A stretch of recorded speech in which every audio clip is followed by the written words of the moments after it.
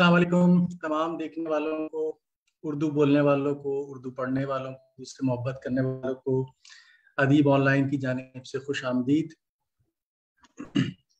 अदीब online पे अपने एक नए सिलसिले के साथ बज़्म अदीब ऑनलाइन के साथ मैं हाजिर हूँ।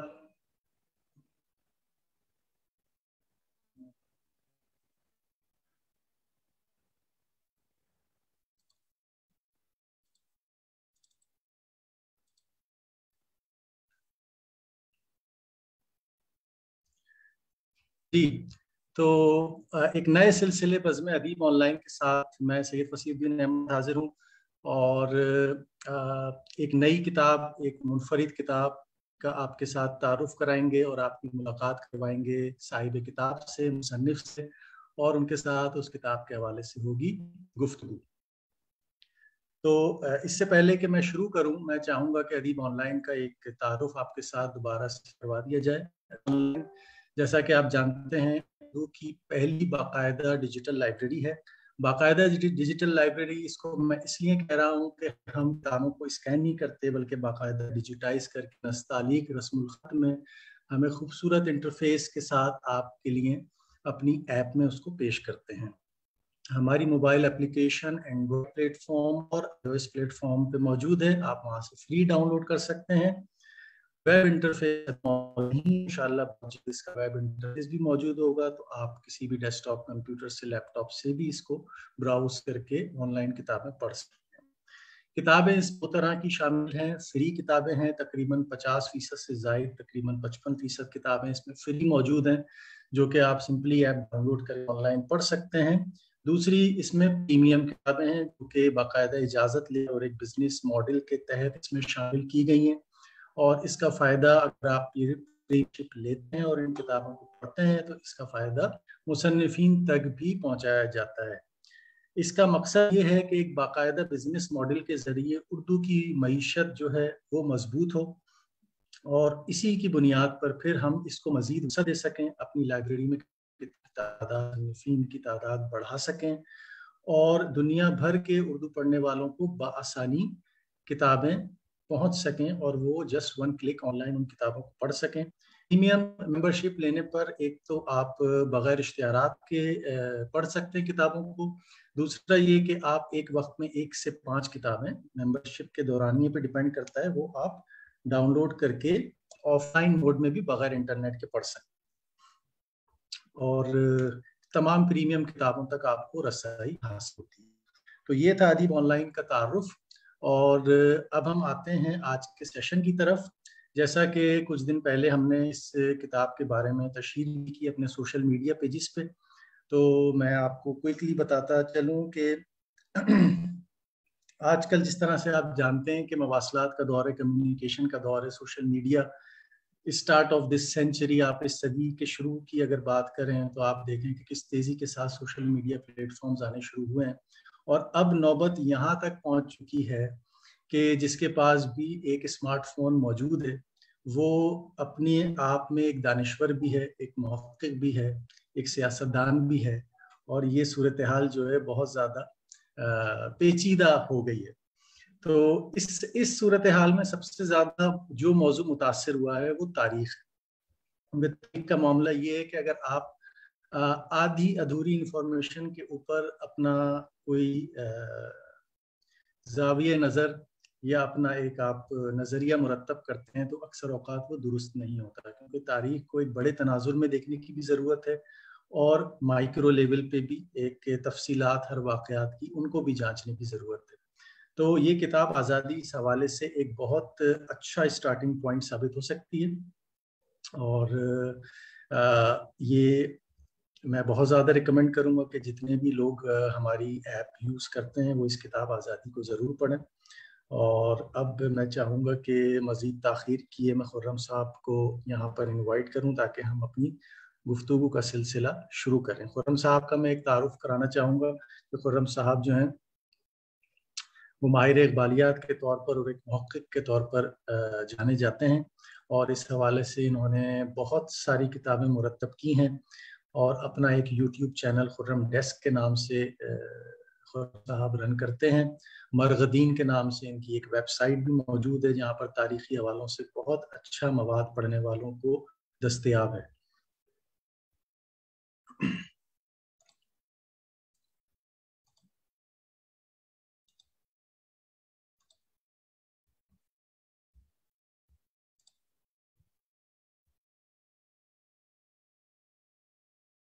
خرم صاحب کو میں نے انوائٹ کر لیا ہے اور جلد ہی وہ ہمارے ساتھ موجود ہوں گے اور پھر بزبان مصنف ہم اس کتاب کے بارے میں ان سے پوچھیں گے.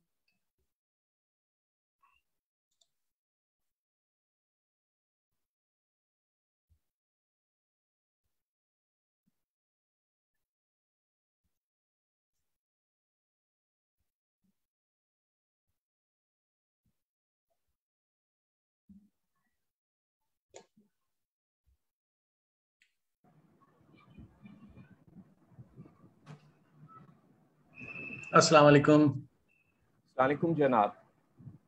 خرم صاحب کیسے مزاج ہیں آپ کے؟ اللہ کا شکر ہے. میں ادیب آن لائن کے بزم ادیب آن لائن میں آپ کو خوش آمدید کہتا ہوں، جس میں کہ ہم آپ ہی کی کتاب کے بارے میں بات کر رہے ہیں. اور اس حوالے سے میں چاہوں گا کہ ہم شروعات کریں کہ آپ اس کتاب کے حوالے اچھا، سے کیا کہنا چاہیں گے. جی بالکل. شروعات سے پہلے میں آپ کا، بزم ادیب آن لائن کا، اور جو لوگ بھی دیکھ رہے ہیں، مجھے نہیں معلوم کتنے لوگ ہیں اس وقت، سب کا شکریہ ادا کرنا چاہتا ہوں. اور وہ بہت میری شکریہ. کوئی تعریف وغیرہ شروع میں آپ نے کرنی تھی، وہ شاید کر دی ہوگی، کہیں کچھ زیادہ نہ کر دی ہو، اس کا مجھے ڈر ہے. باقی اب آپ شروع کیجیے. ٹھیک ہے. تو خرم صاحب، سب سے پہلے تو میں یہ چاہوں گا کہ ہمارے کچھ سوالات ہیں اس کتاب کے حوالے سے، کچھ اس میں جو دلچسپ حقائق آپ نے بیان کیے ہیں ان پر ہم بات کریں گے. لیکن آپ بزبان مصنف ایک تعارف اس کتاب کا پیش کریں ہمارے دیکھنے والوں کے لیے کہ یہ کتاب جو آپ نے مرتب کی ہے اس کی کیا انفرادیت ہے. میں اپنے جو پوائنٹس ہیں وہ بھی بعد میں شیئر کروں گا. پہلے میں جاننا چاہوں گا کہ آپ اس کتاب کو کس طریقے سے ڈیفائن کرتے ہیں.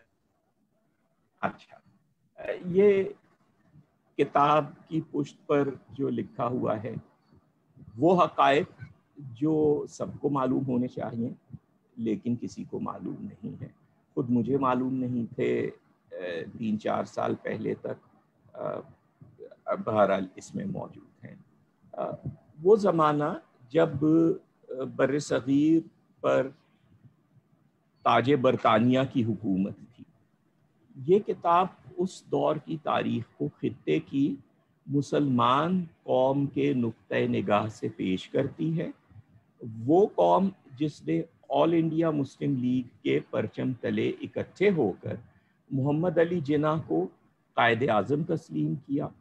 اس لیے میں اس گفتگو میں بھی سہولت کے لیے مسلمان قوم کا نقطۂ نظر، قائد اعظم کا نقطۂ نظر، آل انڈیا مسلم لیگ کا نقطۂ نظر، یہ تینوں ٹرمز ایک ہی معنی میں استعمال کروں گا. یعنی اگر میں کہوں کہ قائد اعظم کا نقطۂ نظر تو وہ آل انڈیا مسلم لیگ کا پوائنٹ آف ویو جو بھی مختلف چیزوں میں ہے.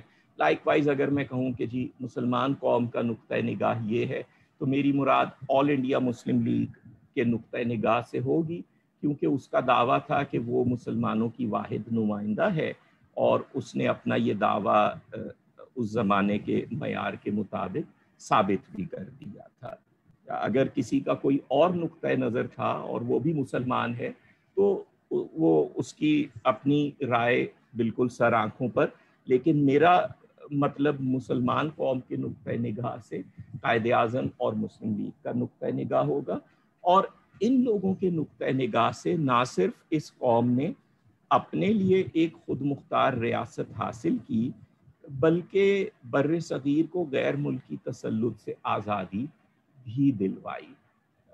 قائد اعظم کا پوائنٹ آف ویو یہ تھا کہ پورے بر صغیر کو آزادی انہوں نے دلوائی ہے، گاندھی اور نہرو وغیرہ کا اس میں قطعاً کوئی حصہ نہیں ہے، اور اسی لیے اس کتاب کا نام آزادی ہے.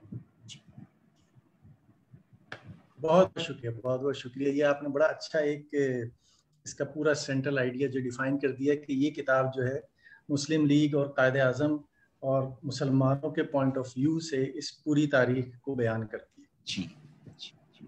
تو اس کا اچھا ایک اور چیز جو مجھے ایک پوائنٹ ذہن میں آیا تھا کچھ دنوں پہلے، کچھ حضرات سے بات ہو رہی تھی اسی حوالے سے، تو میں نے ان کو یہی کہا کہ تاریخ کا جو معاملہ ہے کہ وہ ایک بہت بڑے پزل کی طرح ہوتا ہے. مطلب کوئی چھوٹی موٹی، ظاہر ہے اب 100 سال کی اگر آپ بات کریں یا 150 سال کی، تو ایک بہت بڑے پزل کی طرح ہوتا ہے جس کو کہ پورے مطلب ایک بڑے نقطۂ نظر سے دیکھنا ضروری ہے. اگر آپ اس کو بہت مائکرو لیول پہ صرف چند واقعات کی بنا پر کوئی نتیجہ اخذ کرتے ہیں تو شاید وہ اس حد تک تو درست ہو، لیکن وہ بڑے تناظر میں شاید وہ اتنا فٹ نہ بیٹھتا ہو یا وہ آپ کو صحیح پکچر نہ دکھاتا ہو.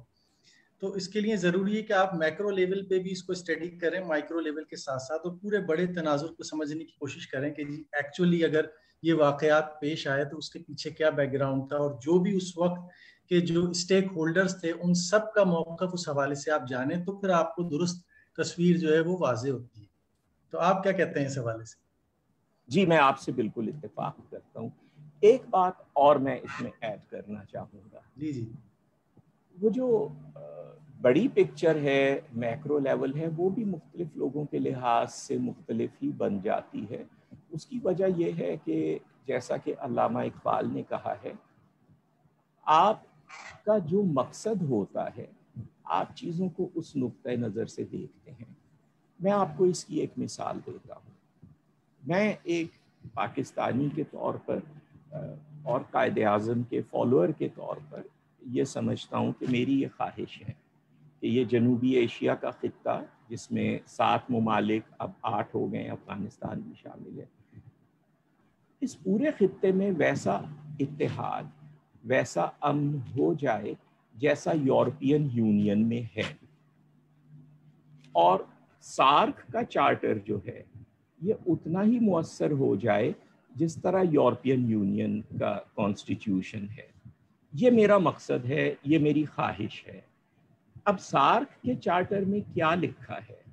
کیا وہاں یہ لکھا ہے کہ اگر پاکستان اور بنگلہ دیش بھی انڈیا میں شامل رہتے تو بڑا اچھا ہوتا، چونکہ یہ الگ ہوئے ہیں اس لیے بڑی پرابلمز ہوئی ہیں، لیکن بہرحال اب کسی طرح آگے چلو؟ یہ تو نہیں لکھا نا وہاں.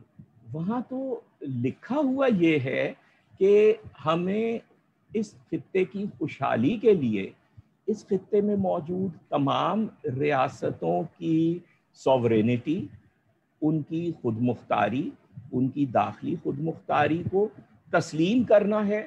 تو اس کو تسلیم کرنے کے جوش اور ولولے سے رستے کھلیں گے آگے بڑھنے کے. وہاں یہ لکھا ہے. اب یہ کیسے ہو سکتا ہے کہ میں آگے ان لائنز پر بڑھنا چاہتا ہوں، تاریخ کو میں اس روشنی میں دیکھوں؟ یہ تو نہیں ہو سکتا. اس لیے جو لوگ تاریخ کو اس روشنی میں دیکھ رہے ہیں کہ اگر یہ ممالک ہندوستان سے، بھارت سے نہ نکلتے تو بہتر ہوتا، خطہ زیادہ خوشحال ہوتا، وہ اس خطے کی خوشحالی نہیں چاہتے ہیں. کیونکہ 8 ممالک کا اس بارے میں اتفاق رائے ہے کہ اس خطے کی خوشحالی ان لائنز پر سوچنے سے آگے بڑھے گی. اگر ہمیں ان لائنز پر آگے بڑھنا ہے تو ماضی کو پھر اس لائن میں دیکھنا پڑے گا کہ جی یہ بہت اچھا ہوا، اس کی وجہ سے ترقی کے رستے نکلے کہ یہ الگ ہوئے ہم بھارت سے. تو یہ بات ہے. تو مقصد کیا ہے آپ کا؟ آپ کو تاریخ کا میکرو لیول بھی اسی لائن میں نظر آئے گا. بالکل صحیح، بالکل صحیح، بالکل صحیح. مطلب جو صورتحال ہے اس کے حساب سے پھر آپ نے جب ایک چارٹر پہ ایگری کیا ہے تو پھر اس کو ریسپیکٹ کر کے اسی پہ ہم آگے بڑھیں تو ہی اس پورے خطے کے لیے بالکل. اور ماضی کو اب اس چارٹر کی روشنی میں دیکھیں. صحیح صحیح صحیح صحیح. یہ نہیں ہو سکتا کہ جانا آپ نے لاہور ہے، کھڑے آپ اس پلیٹ فارم پر ہیں جہاں سے گاڑی ڈاؤن کی جاتی ہے. ٹھیک ہے، بالکل بالکل صحیح فرمایا آپ نے. اچھا، کتاب کا جو ترتیب ہے اس پر پھر میں آنا چاہوں گا کہ یہ جو شروعات ہوتی ہے، جو پہلا آپ کے کتاب کا آغاز ہے، اس کا پہلے چیپٹر کا جو ٹائٹل ہے وہ ہے نفرت کا آغاز، ایسے ہی ہے. اور اس میں سر سید احمد خان اور مولانا الطاف حسین ہادی کے حوالے سے آپ نے کچھ باتیں کی ہیں. تو وہ آپ سر سید کا کردار کس نظر سے دیکھتے ہیں اور اس کتاب میں آپ نے اس کو کیسے ڈیفائن کیا؟ تھوڑا سا اس پر آپ روشنی ڈالیں. Thank you. میں اسی نظر سے دیکھتا ہوں، ظاہر ہے جس نظر سے آل انڈیا مسلم لیگ اور اس سے ایسوسیٹڈ، اس سے تعلق رکھنے والے مسلمان دیکھتے تھے، سب سے زیادہ تفصیل سے 3 لوگوں نے اس پر روشنی ڈالی ہے، حالی، محمد علی جوہر اور علامہ اقبال. اچھا، اس میں میرے لحاظ سے سب سے اہم بات یہ ہے کہ سر سید نے پوائنٹ آؤٹ کیا کہ کس وجہ سے مسلمانوں اور ہندوؤں کے درمیان دشمنی بڑھ رہی ہے. یہ دونوں قومیں بڑے پیار محبت سے ایک ساتھ اس لیے رہتی تھیں کہ دونوں کو معلوم تھا کہ ہمارے کلچر الگ ہیں، ہم الگ الگ قوم ہیں. اگر ایک ہندو کسی مسلمان کے گھر جاتا تھا تو مسلمان کی طرف سے سب سے بڑی رسپیکٹ اس ہندو کو اس طرح شو کی جاتی تھی کہ اس کے سامنے کھانے کی کوئی ایسی چیز پیش نہ کی جائے جسے اس گھر کے کسی شخص نے ہاتھ لگایا ہے. تو یہ اس کی رسپیکٹ ہوتی تھی. ایک واقعہ اس زمانے میں کسی ٹیکسٹ بک وغیرہ میں بھی اس قسم کا لکھا تھا. تو وہ ایک دوسرے کی اس طرح سے رسپیکٹ کرتے تھے کہ ایک دوسرے کو الگ قوم تسلیم کرتے تھے، کیونکہ دونوں چاہتے یہ تھے، خاص طور پر ہندو یہ چاہتے تھے. اور جب تک یہ تھا اس وقت تک دونوں مل کر کام بھی کرتے تھے. جب سر سید احمد خان نے علی گڑھ تحریک اور مسلمانوں کی تعلیمی ترقی کے لیے کوششیں کی تو ان کی تقریروں میں ہے کہ ہم اپنے ہندو بھائیوں کا شکریہ ادا کرتے ہیں جنہوں نے فلاں جگہ پر مسلمانوں کے لیے الگ اسکول کھلوائے اپنے پیسوں سے، اور اب ہمیں چاہیے کہ ہم خود بھی کچھ چندہ جمع کریں. تو یہ ان کی تقریروں میں ہے. علی گڑھ کالج کے ٹرسٹیز میں سر سید کے ہندو دوست شامل تھے. وہ تو نفرت کا آغاز سے میری مراد یہ ہے کہ نفرت کا آغاز پھر کس طرح ہوا، کسی اور چیز کی وجہ سے ہوا. اس وجہ سے نہیں ہوا کہ یہ دونوں الگ قومیں تھیں، یہ تو تھیں، یہ تو فیکٹ تھا. الگ قومیں ہونے کے باوجود دوستوں کی طرح رہتے تھے. تو پھر نفرت کا آغاز کس بنیاد، کس وجہ سے ہوا، وہ آپ کو اس چیپٹر میں مل جائے گا، میں خود نہیں بتانا چاہتا.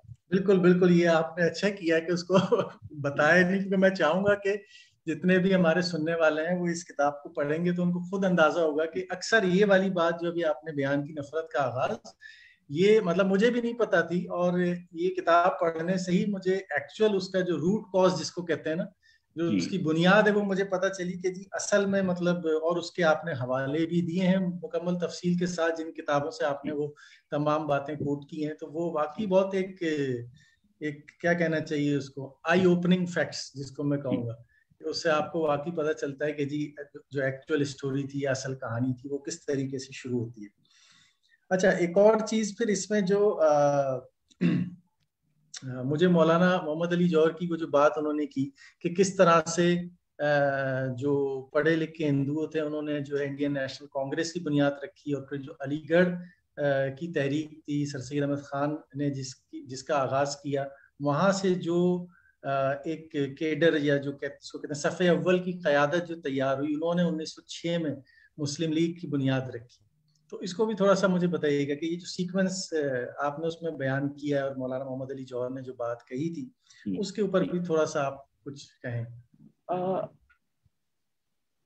محمد علی جوہر نے یہ کہا تھا کہ کانگریس اور انڈین نیشنل کانگریس اس ذہنیت سے پیدا ہوئی جو انگریزوں کی دی ہوئی تعلیم نے لوگوں کو دی. تو وہ ایک الگ سوچ تھی. اور مسلم لیگ اس ذہنیت سے پیدا ہوئی جو پہلے سے یہاں کے ہندوؤں اور مسلمانوں میں موجود تھی، کیونکہ علی گڑھ تحریک اسی بنیاد پر قائم ہوئی تھی کہ ہم جدید تعلیم انگریزوں کے قائم کیے ہوئے تعلیمی اداروں میں حاصل نہیں کریں گے، ہم ایسے تعلیمی ادارے بنائیں گے جن کا کنٹرول ہماری اپنی قوم کے ہاتھ میں ہو. تو یہ محمد علی جوہر نے بتایا تھا کہ یہ ان دونوں تنظیموں میں فرق تھا. صحیح صحیح. اچھا، آپ کا میں یہاں یہ بھی ذکر کرنا چاہوں گا جو ہمارے دیکھنے والے ہیں ان کے لیے کہ آپ کا جو یوٹیوب چینل ہے خرم ڈیسک کے نام سے، اس پر بھی آپ نے اس کتاب کے حوالے سے مختلف اقساط میں ویڈیوز اپلوڈ کی ہیں، اور سب سے اسپیشل جو آپ نے قائد اعظم محمد علی جناح کے اوپر ایک مکمل ڈاکومنٹری آپ نے اس پہ لوڈ کی ہے. میں کچھ دیر بعد ہمارے سیشن ختم ہونے سے پہلے اس کا ایک چھوٹا سا ٹریلر ہے، وہ بھی میں انشاءاللہ پلے کروں گا. تو وہ بھی میں ریکمینڈ کروں گا اپنے دیکھنے والوں کو. خرم ڈیسک کے نام سے جو خرم صاحب کا یوٹیوب چینل ہے، آپ اس کو سبسکرائب کریں تو اس حوالے سے جتنی بھی معلوماتی ویڈیوز ہیں وہ آپ کے پاس آتی رہیں گی. اچھا، ایک اور نقطہ وہی جو آپ نے شاید کچھ دیر پہلے بیان بھی کیا تھا کہ جو قائد اعظم کا یہ کہنا تھا کہ جی ایکچولی جو پاکستان کا مطالبہ ہے وہی اس پورے خطے کی آزادی کی وجہ بنا، اور اس میں ہندوستان بھی شامل تھا، پاکستان بھی شامل تھا. اور اس سے پہلے جو حالات تھے، مطلب کچھ لوگ یہ سوچتے تھے کہ شاید یہ تقسیم جو ہے یہ کیونکہ جنگ عظیم کی وجہ سے برطانوی استعمار جو ہے وہ کمزور ہو چکا ہے، لیکن دوسری طرف اس طرح کے بھی موجود ہیں شواہد کہ ابھی یہ مزید مطلب ایکسٹینڈ کر سکتا تھا. اور تو اس کے اوپر آپ تھوڑا سا جو ہے نا تفصیل سے ذرا بتائیں. جی اچھا، تفصیل تو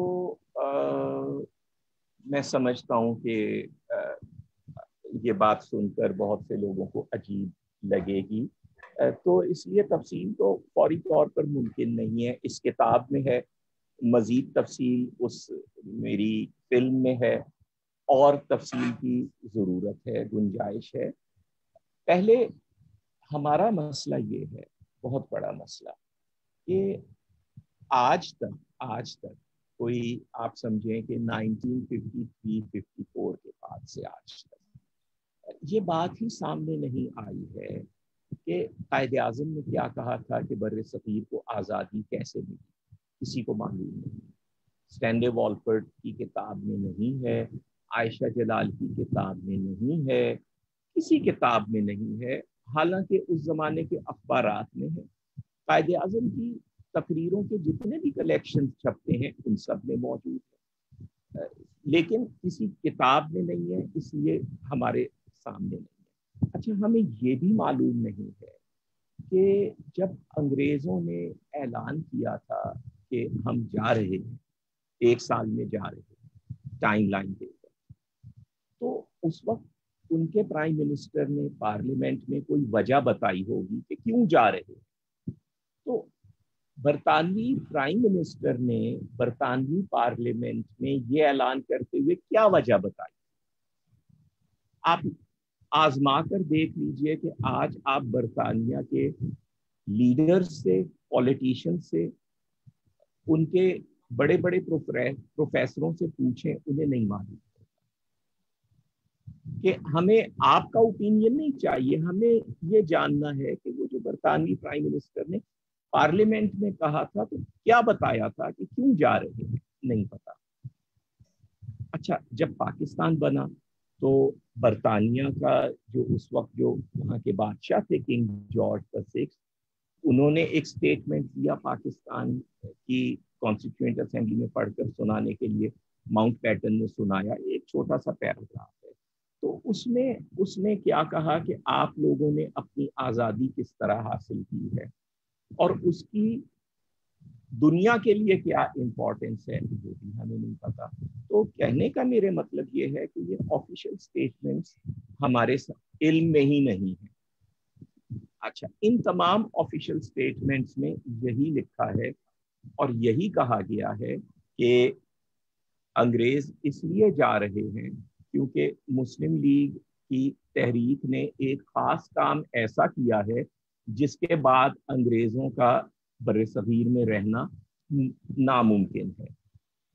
اب وہ کیا کام تھا وہ آپ تفصیل اس کتاب میں پڑھیے. میں صرف یہ بتانا چاہ رہا ہوں کہ یہ ہیں آفیشیل سٹیٹمنٹس، اور یہ بات آپ کو برٹش پارلیمنٹ کے ریکارڈ میں ملے گی، قائد اعظم کی سپیچز میں ملے گی، کنگ جارج VI کے فرمان میں ملے گی.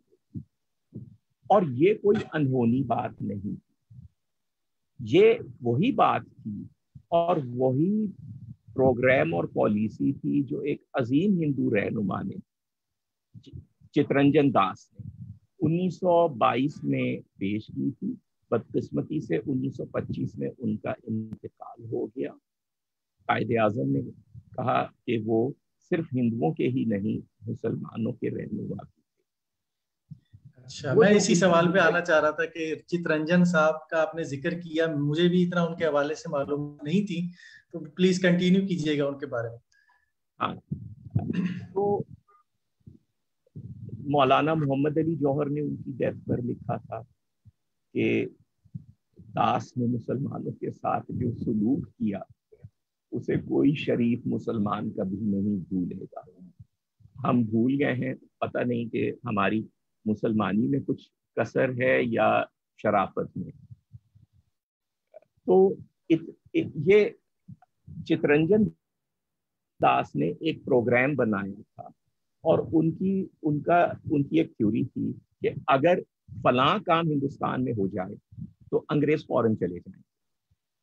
वही काम, अच्छा, जिन्ना उनके बेस्ट फ्रेंड थे, उनके घर में ठहरते थे जब भी कलकत्ता जाते थे, तो जिन्ना ने फौरन उनके साथ उस प्रोग्राम पर अमल शुरू कर दिया।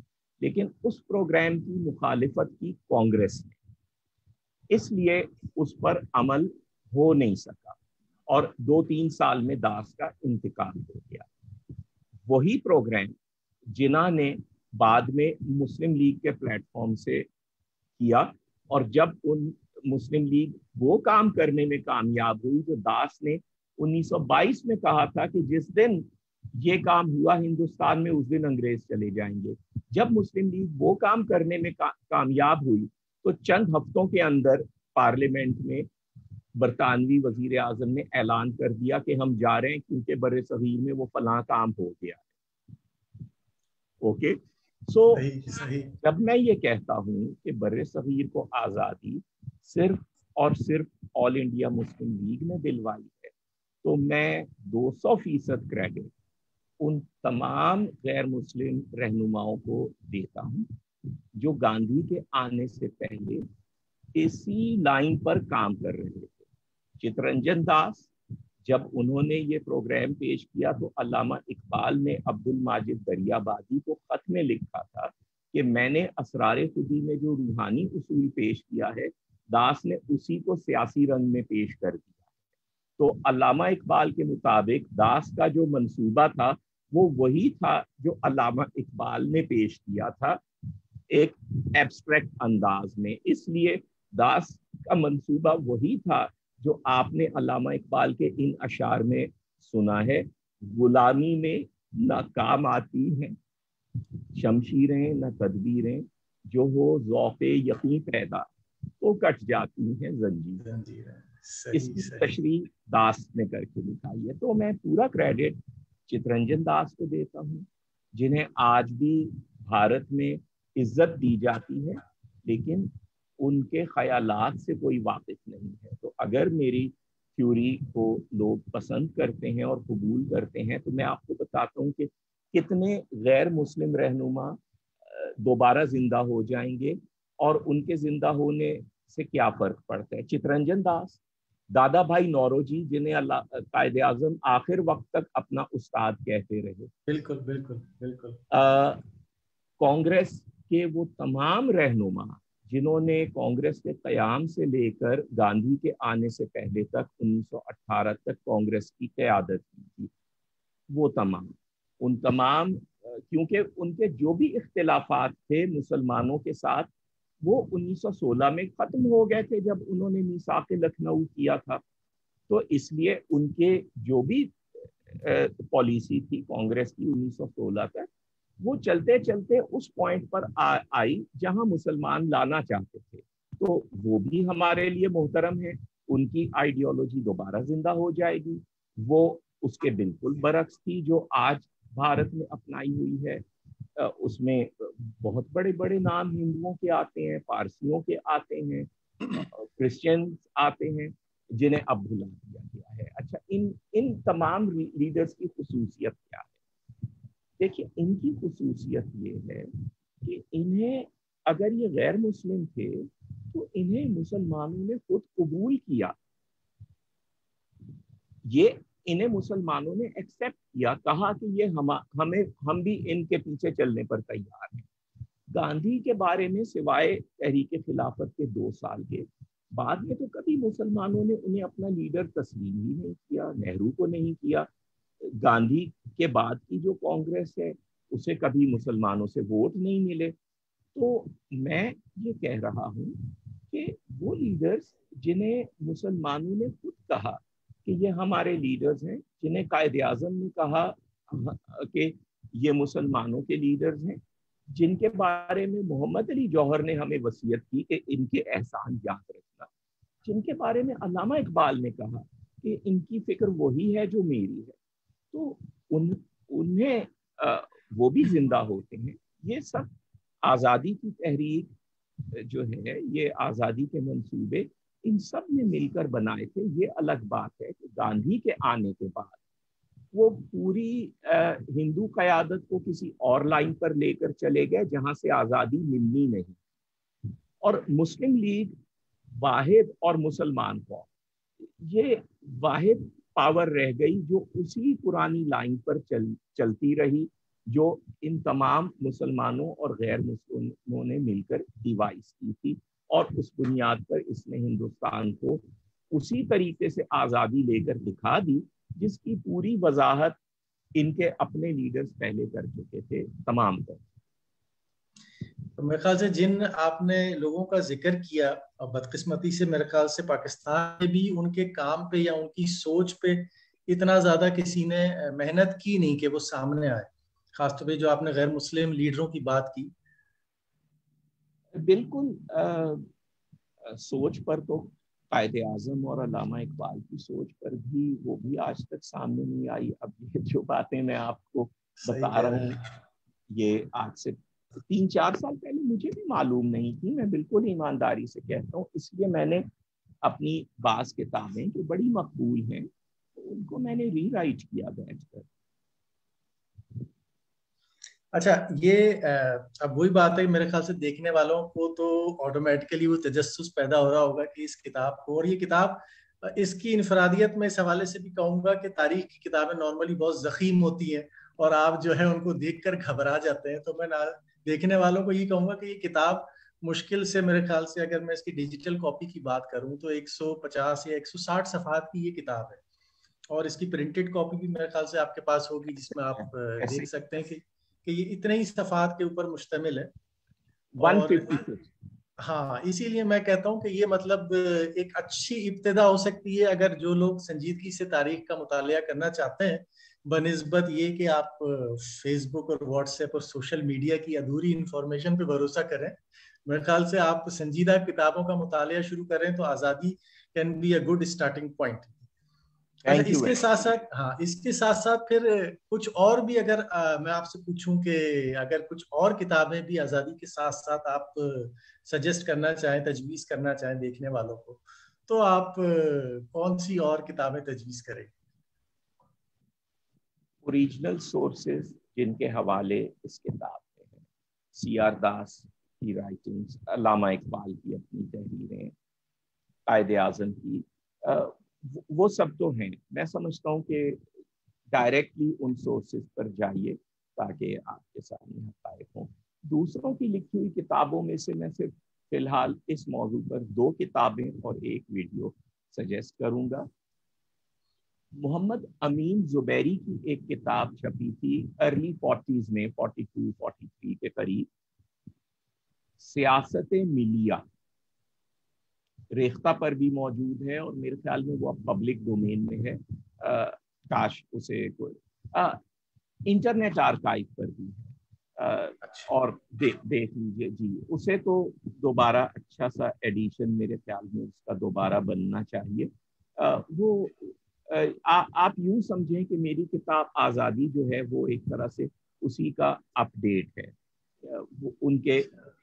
ان کا پوائنٹ آف ویو بالکل یہی ہے۔ تو وہ جب آپ 1940 کے 2-4 سال بعد کی ایک کتاب پڑھیں گے اور آپ دیکھیں گے کہ اس کا مطلب یہ ہے کہ سر سید سے لے کر قائد اعظم تک مسلمانوں کی سوچ بالکل ایک پٹری پر تھی، اور وہ جیسے علامہ اقبال نے کہا تھا کہ जिंदा है फकत वहदत अफकार से मिल्लत। तो वो वहदत अफकार किसी ना किसी सतह पर जरूर थी।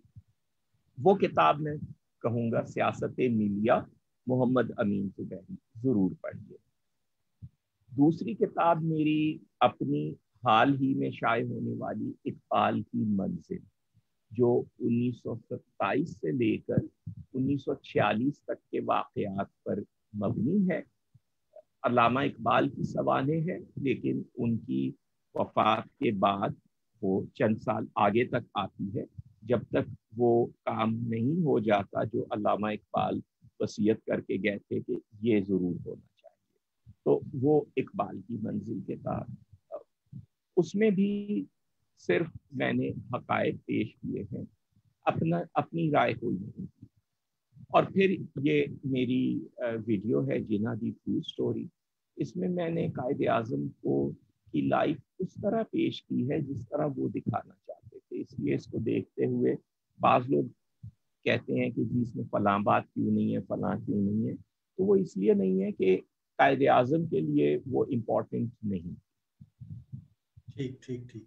बल्कि आपने उस डॉक्यूमेंट्री की बात की, तो ऐसा करते हैं कि 1-2 मिनट का ब्रेक करके हम वो डॉक्यूमेंट्री प्ले कर लेते हैं, ताकि हमारे देखने वाले जो हैं उनको एक ट्रेलर भी उस डॉक्यूमेंट्री का मैं उनके साथ शेयर बड़ी करना अच्छी चाह रहा हूँ। बात, बड़ी अच्छी हाँ बात। हाँ, बिल्कुल।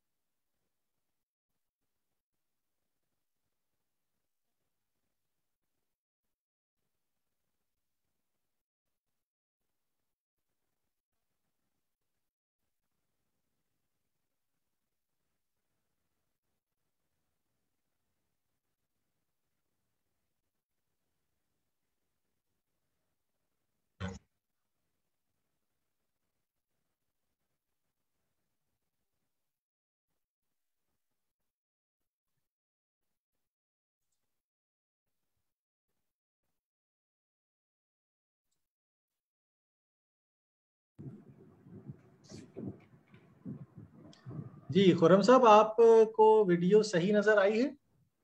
जी मुझे बिल्कुल सही नजर आई है। आवाज भी इसमें क्लियर आ रही थी? आवाज नहीं आ रही थी। आवाज नहीं आ रही थी। अच्छा, मैं इसको जी दोबारा एक दफा ट्राई करता हूँ। ओके।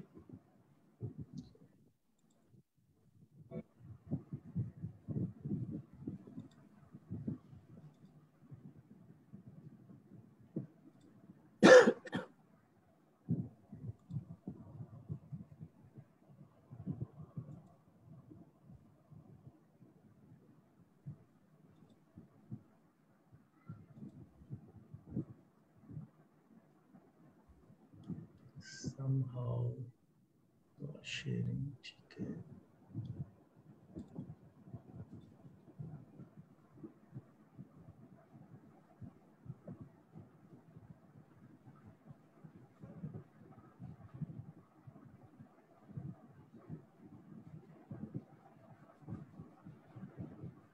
कोई बात नहीं, ये आप बाद में पोस्ट कर लीजिएगा।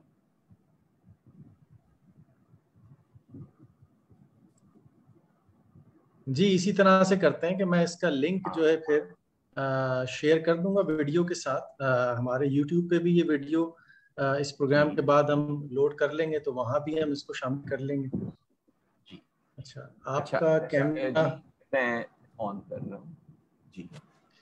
अच्छा, क्या एक एक एक जी जी बताइएगा। कोई सवालात आए हैं? हाँ, कुछ सवालात मेरे पास आए हैं। उससे पहले जो है, मैं सिर्फ एक सवाल मेरे जहन में और था कि जो इस जी किताब को पढ़ने के बाद मेरे जहन में जो एक पॉइंट मेरे जहन में आया, वो ये था कि मतलब ये एक इर्तिकाई अमल पूरा जो है, मतलब जो 1857 या उससे पहले भी आप कह लें जो शुरू हुआ, और ये उसके बाद ये फिर हिंदुस्तान पाकिस्तान की तकसीम और आगे की भी जो हालात हैं, तो इसमें कोई ऐसा पॉइंट भी आप एक्सप्लेन करना चाह रहे हैं कि मतलब ये कुछ नेचर का डिजाइन होता है जिसमें कि मुख्तलिफ लोगों के मुख्तलिफ किरदार होते हैं और वो it flows its own way, मतलब वो अपना रास्ता खुद बनाता है, जी इस तरह की भी कोई बात है? बिल्कुल है। और देखिए, ऑल इंडिया मुस्लिम लीग इस कौम की तारीख को स्टेजेस में देखती थी, 20-20 साल के स्टेजेस। उनमें से पहले 4 स्टेजेस कायदे आज़म आइडेंटिफाई कर गए थे, और उससे आगे के खुद ब खुद स्टेजेस बनते जाते हैं 20-20 साल के, अगर आपको वो पिछले 4 मालूम हो। तो उस लिहाज से ये एक इर्तिकाई अमल है जिसे हम मेजर भी कर सकते हैं। और मेरी एक 2 और सीरीज़ मेरे यूट्यूब चैनल पर हैं। एक है जिनास पाकिस्तान अप टू 2026, उसमें मैं 47 से आगे के इस इर्तिकाई अमल को मैंने दिखाया है।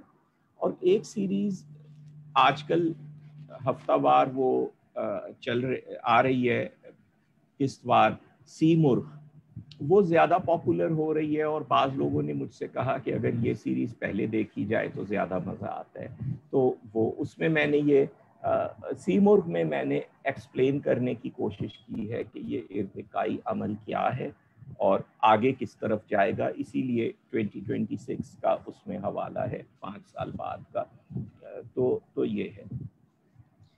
इसी मुल्क के हवाले से, क्योंकि मुझे भी वो बहुत दिलचस्प सिलसिला लग रहा है, तो उसके हवाले से अभी जो लास्ट एपिसोड आपका आया था जिसमें आपने जासूसी दुनिया के बेताज बादशाह इब्ने सफ़ी मरूम क्या जिक्र किया कि उस पूरे तनाजुर में जो उनका कंट्रीब्यूशन था या जो उनका किरदार था, तो मैं यहाँ पे सिर्फ ये बताता चलूँ हमारे देखने वालों को कि खुर्रम अली शफीक साहब ने 3 किताबें इब्ने सफ़ी साहब के जो जासूसी नावल हैं, इमरान सीरीज और जासूसी दुनिया, सिर्फ 3 किताबें उसके ऊपर तज्जियाती तौर पर या उसका जो एनालिसिस इन्होंने तज्जिया किया है तफसील से इब्ने सफ़ी साहब की राइटिंग्स का। तो मैं ये ज़रूर कहूँगा कि अक्सर हमारे जितने भी लोग हैं जिन्होंने के अपने अपने दौर में वो किताबें पढ़ी हैं, जासूसी दुनिया की, कर्नल फरीदी, कैप्टन हमीद की या अली इमरान की जो किताबें पढ़ी हैं, जब आप उन किताबों को पढ़ने के बाद ये 3 किताबें जो खुर्रम अली शफीक साहब की हैं, और इस पे हमारा इरादा है कि इंशाल्लाह इस पे एक सेशन और खुर्रम साहब आपके साथ भी, और साथ में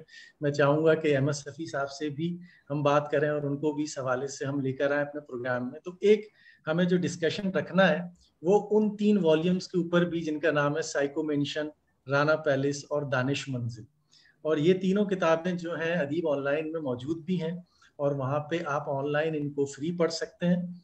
तो उससे आपको जो है वो बैकग्राउंड पता लगता है, वो आपको पस मंज़र आपको पता चलता है कि जी जिस पस मंज़र में इब्ने सफ़ी साहब ने लिखना शुरू किया और अपनी राइटिंग्स के ज़रिए उन्होंने क्या पैगाम दिया, उनके जितनी भी सीरीज़ हैं वो भी, और उनके जो किरदार हैं वो, और जिन मकामात का उन्होंने जिक्र किया है उसके पीछे क्या सोच है।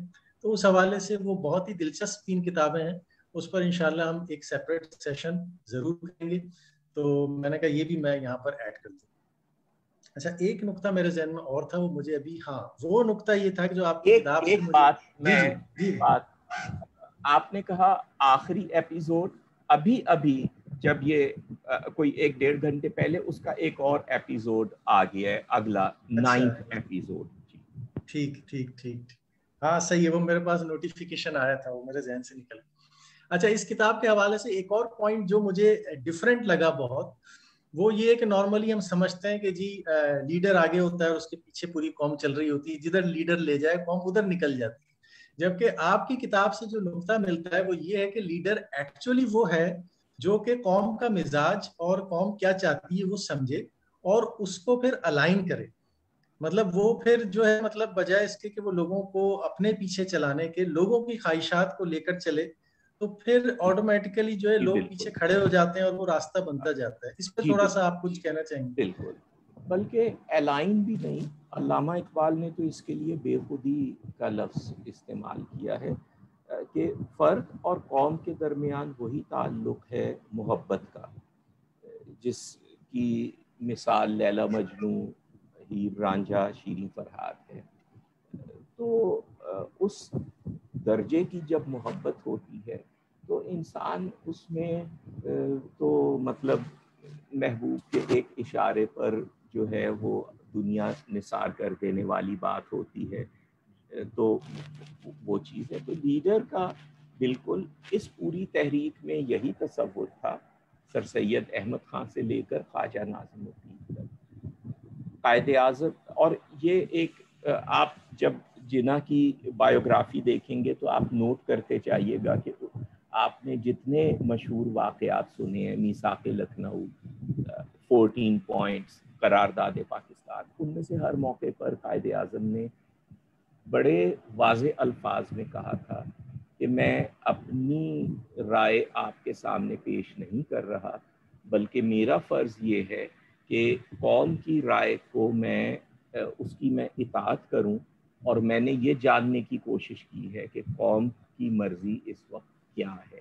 تو یہی بات علامہ اقبال نے ہمیشہ کی، سر سید نے کی، اور سر سید نے یہ ایک ٹرینڈ شروع کیا تھا کہ ہمیں اپنی مرضی دوسروں کو نہیں دینی ہے، قوم کی مرضی معلوم کرنی ہے. اور یہ ہمارے ہاں ایک بہت بڑی غلط فہمی ہے کہ ہمیں یہ نہیں بتایا جاتا ہے، بلکہ ہمیں بالکل کچھ اور بتایا جاتا ہے. سر سید کا علی گڑھ تحریک شروع کرنا اپنا آئیڈیا ہرگز نہیں تھا. پوری قوم سے انہوں نے یہ سوال پوچھا تھا کہ مسلمان کیوں جدید تعلیم کی طرف راغب نہیں ہوتے. 35 جوابات آئے تھے، ان کو ایک کمیٹی کے سپرد کیا گیا تھا. اس کمیٹی نے ان جوابات کی روشنی میں یہ نتیجہ نکالا تھا کہ مسلمان یہ کہہ رہے ہیں کہ اپنا کالج بنے گا تب وہاں بچوں کو بھیجیں گے. تو سر سید نے کہا کہ پھر یہی ہونا چاہیے. اسی طرح سے علامہ اقبال نے ساری زندگی، یہاں تک کہ آپ کو معلوم ہے کہ علامہ اقبال سمجھتے تھے کہ مسلمانوں کے لیے جداگانہ انتخابات زندگی اور موت کا مسئلہ ہے. وہ سخت خلاف تھے کہ جوائنٹ الیکٹوریٹس ہو جائیں، لیکن ان سے جب پوچھا گیا دوسری گول میز کانفرنس کے موقع پر کہ اگر باقی تمام مسلمان لیڈرز جوائنٹ الیکٹوریٹس مان لیں تو آپ کیا کریں گے، انہوں نے کہا کہ پھر میں بھی ان کی مخالفت نہیں کروں گا.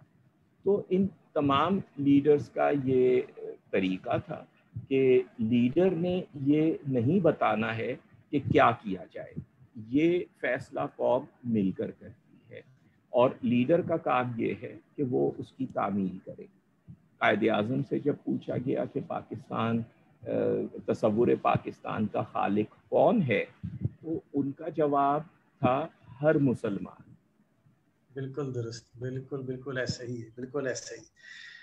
چلیں خرم صاحب، یہ تو ڈسکشن کتاب کے حوالے سے ہو گیا. کچھ سوالات میرے پاس موجود ہیں اور اس میں آرڈر تھوڑا آگے پیچھے ہو سکتا ہے، کچھ تعریفی کلمات بھی ہیں. تو ایک سوال جو ہے محمد مسعود صاحب کا ہے، آپ کی رائے میں کیا ہم عوام من حیث القوم ہجوم کی سطح سے اٹھ پائیں گے؟ کیا ایک لیڈر کی ہی موجودگی میں قومی شناخت ممکن ہے؟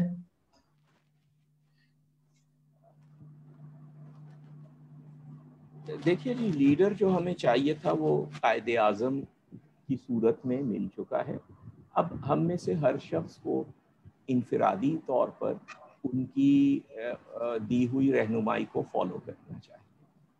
ہر شخص خود اپنی جگہ قائد اعظم بنے اور دوسرے شخص سے بھی کہے کہ تم بھی قائد اعظم ہو. نظم و ضبط کو اپنا میر کارواں جانو، وقت کے اندھیروں میں اپنا آپ پہچانو. اور دوسروں کے بارے میں میں کوئی بات نہیں کروں گا کہ عوام اور قوم اور ہم لوگ انفرادی سطح پر اگر آپ اپنے بارے میں پوچھنا چاہیں کہ کیا آپ ہجوم کی سطح سے اٹھ کر ایک بلند سطح پر پہنچ سکتے ہیں، تب میں اس کا جواب دے سکتا ہوں. باقی لوگوں کے بارے میں ہم صرف اللہ تعالیٰ سے اچھی دعا کر سکتے ہیں اور مستقبل پر ہمارا ایمان ہونا چاہیے. اپنی ذاتی سطح پر مجھے اپنی سوچ میں کیا تبدیلی لانی چاہیے وہ میں لایا.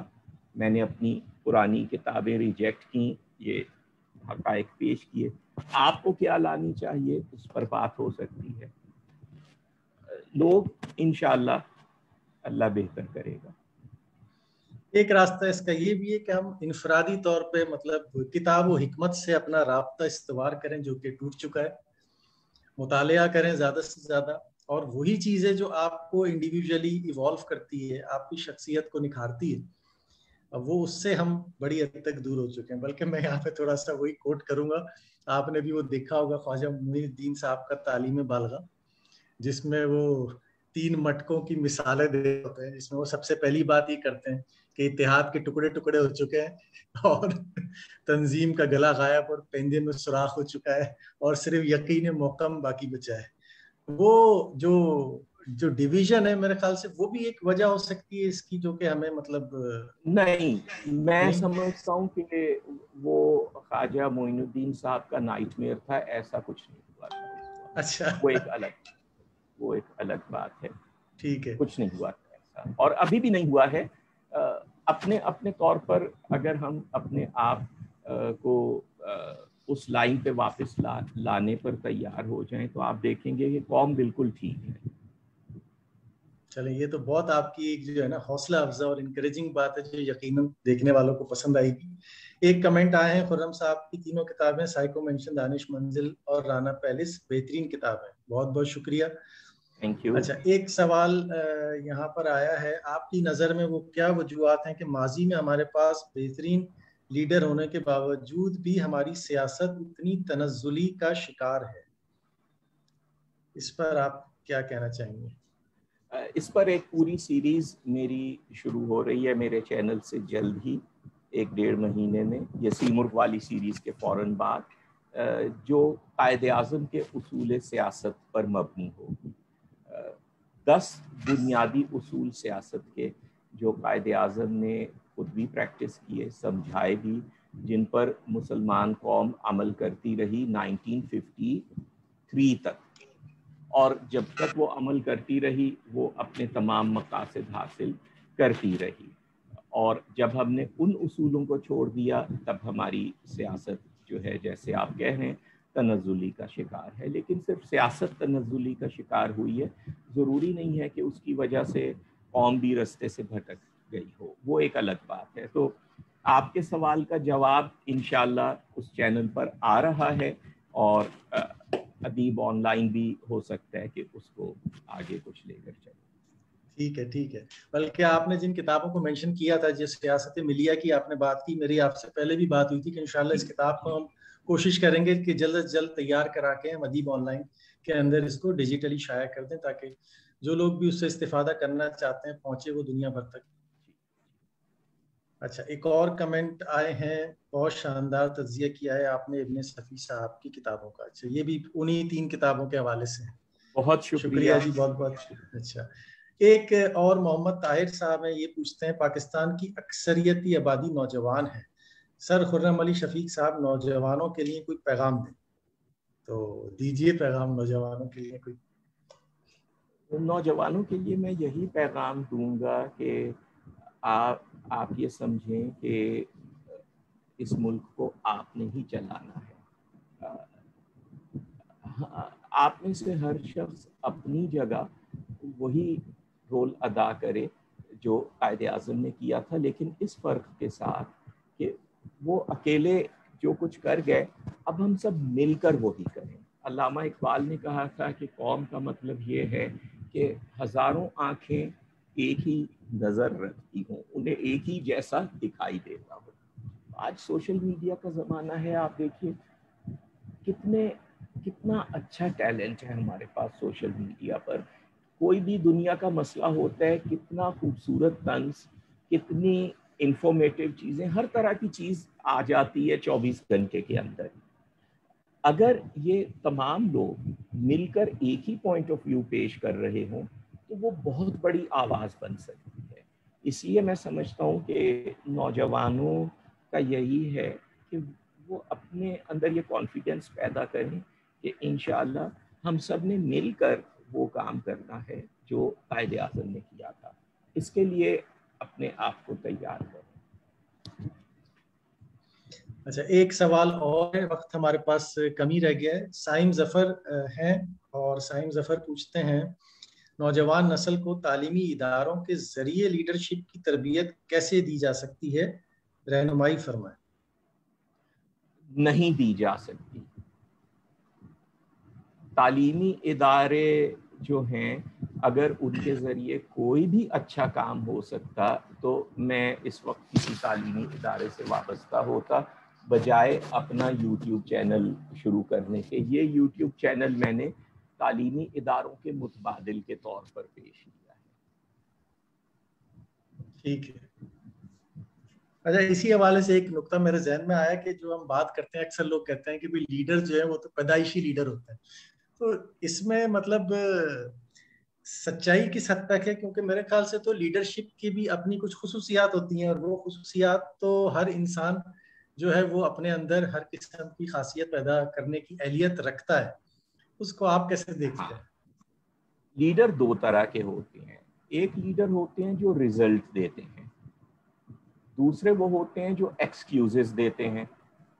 قائد اعظم نے کہا کہ جی پاکستان بنائیں گے، 7 سال میں بن گیا، ٹھیک ہے نا. اب کسی نے کہا کہ جی پاکستان توڑیں گے، تو وہ جون 1947 سے بیچارے جو ہیں 3 نسلوں کو انہوں نے خراب کر دیا، اسی چکر میں توڑ نہیں سکے.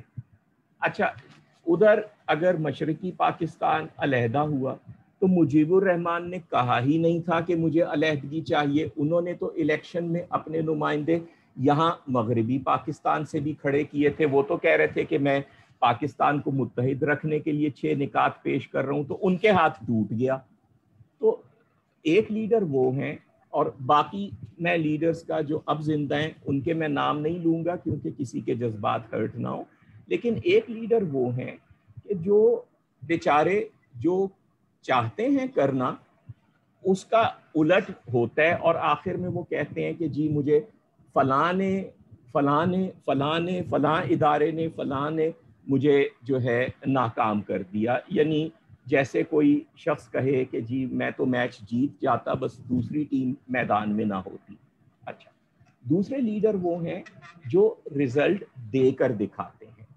وہ والے لیڈرز جو ہیں پیدائشی ہوں یا بنے ہوں، ان لیڈر کی خصوصیت یہی ہوتی ہے کہ وہ قوم کی مرضی معلوم کر کے اس کے مطابق چلنے کی ان میں ایک جبلت ہوتی ہے. تو وہ چیز جو ہے وہ پیدائشی بھی ہو سکتی ہے، وہ تربیت کے ذریعے بھی ہوتی ہے، سب سے زیادہ وہ آرٹ اینڈ لٹریچر سے پیدا ہوتی ہے. وہ چیز جس میں ہے وہ لیڈر ہے. اور فرینکلی میں یہ کہوں گا کہ اب جو زمانہ آ رہا ہے یہ زمانہ کارپوریٹ لیڈرشپ کا ہے. یہ زمانہ وہ ہے کہ پوری سوسائٹی مل کر ایک لیڈر بن جائے. اگر 2 منٹ ہیں تو میں سیمرغ والی جی بالکل بالکل بالکل بالکل بالکل شیو جو اس تحریک کا جو لیڈرشپ کا الٹیمیٹ ایم تھا، کانسیپٹ تھا کہ ایک دن ہم نے ویسی لیڈرشپ ڈیولپ کرنی ہے، اور قائد اعظم ہوں، اقبال ہوں، سر سید ہوں، یہ اس قسم کی لیڈرشپ کی طرف ہمیں لے جانے کے لیے یہ لوگ رستے میں ہمارے لیڈرز ہیں. وہ کانسیپٹ یہ تھا شیخ فرید الدین عطار نے دیا ہے کہ پرندے نکلے کہ ہم اپنے بادشاہ کو تلاش کریں، کیونکہ ہر ملک کا بادشاہ ہوتا ہے، ہمارا کوئی بادشاہ نہیں ہے. تو ہمارے بادشاہ کا نام سیمرغ ہے جسے کسی نے دیکھا نہیں ہے. تو وہ 7 وادیوں سے گزرے، آخر میں صرف 30 پرندے بچے. تو جب وہ بالکل الٹیمیٹلی اینڈ پر پہنچے تو انہوں نے دیکھا کہ وہی 30 پرندے مل کر سیمرغ ہیں، کیونکہ فارسی میں سی کا مطلب 30، مرغ کا مطلب پرندہ ہوتا ہے. تو وہ جب ہر پرندہ سامنے دیکھتا تو اسے سارے پرندے ایک وجود نظر آتے جو سیمرغ تھا. جب ہر پرندہ اپنے آپ کو دیکھتا تو اسے بالکل اپنا وجود، اپنی انڈیویجویلٹی، پرسنالٹی الگ نظر آتی. اور پھر وہ سیمرغ جو کہتا تھا تو وہ بغیر الفاظ کے سب کے ذہن میں ایک ساتھ کمیونیکیٹ ہو جاتا تھا. اور یہ پاکستان کا تصور ہے. خطبہ الہ آباد میں یہ موجود ہے اور کہا گیا ہے کہ آپ نے الٹیمیٹلی یہ اچیو کرنا ہے. خطبہ الہ آباد کے آخری جملے ہی یہ ہیں کہ الٹیمیٹلی آپ نے یہ اچیو کرنا ہے. جیوے پاکستان، من پنچھی جب پنکھ ہلائے، کیا کیا سر بکھرائے، سننے والے سنے تو ان میں ایک ہی دھن لہرائے. وہی سیمرغ کا تصور آ رہا ہے. اور جو میری سیریز ہے سیمرغ، اس میں نے دکھایا ہے کہ کس طرح قدرت ہمیں اس پوائنٹ کی طرف لے جا رہی ہے جب یا ہم اپنے اندر اس کی صلاحیت پیدا کریں گے یا ہم بڑا برا نقصان اٹھائیں گے. تو میری بات سن کر لوگ کہتے ہیں کہ اچھا آپ بڑی امید کی بات کر رہے ہیں. خدا نخواستہ بالکل نہیں کر رہا. بڑی سخت مصیبت آنے والی ہے جس سے گزرنے کا واحد طریقہ یہی ہوگا کہ یہ سیمرغ ہم سب بن سکیں جو عطار نے پیش کیا ہے، ورنہ کوئی چانس نہیں میرے حساب سے. چلیں بہت بہت شکریہ. اچھا ایک کمنٹ اور ہمارے پاس آیا ہے، خرم صاحب کی کتابیں ہندوستان میں بھی دستیاب کرائی جائیں. اچھا اس حوالے سے آپ کیا کہنا چاہیں گے؟ پھر میں بھی کچھ ایڈیشن کروں گا اس میں. میری بڑی خواہش ہے اور سب سے پہلے میں آپ کا شکریہ ادا کرنا چاہتا ہوں. اگر آپ ہندوستان سے تعلق رکھتے ہیں اور یہ گفتگو سن رہے ہیں، خدا کرے کہ ایسا ہو سکے. اب ادیب آن لائن اس سلسلے میں جو کچھ کر سکتا ہے وہ یہ آپ بتائیے فضیل صاحب. ہاں مطلب ہماری کوشش تو یہ تھی کہ مطلب یہ اکثر پبلشر حضرات سے بات ہوتی ہے تو یہ ایک مشکل کام ہے کہ ان کی کتابیں وہاں تک پہنچ نہیں پاتی. تو اس حوالے سے ہماری کوشش یہ تھی کہ ہم ایک ایسا آلٹرنیٹیو پلیٹ فارم جو ہے ادیب آن لائن کی شکل میں لے کر آئیں کہ جس کے ذریعے سے کتابیں ہندوستان کے پوری دنیا میں جو ہے ایک کلک پر اویلیبل ہوں. اور یہی کام ہم نے کیا ہے اور ابھی یہ صرف شروعات ہے. 250 سے زیادہ کتابیں الحمدللہ ہم نے ڈیجیٹائز کی ہیں اور ساری کتابیں اپنی جگہ بہت اچھی کتابیں ہیں. جاسوسی ادب میں ابن صفی صاحب کا ہے، تاریخ و فلسفے میں جیسے میں نے پہلے بیان کیا، خرم صاحب کی کتاب آزادی اس میں موجود ہے، وہاں سے پڑھی جا سکتی ہے. اس کے علاوہ بھی بہت اچھی اس میں تاریخ و فلسفے کے حوالے سے، بایوگرافیز کے حوالے سے کتابیں موجود ہیں.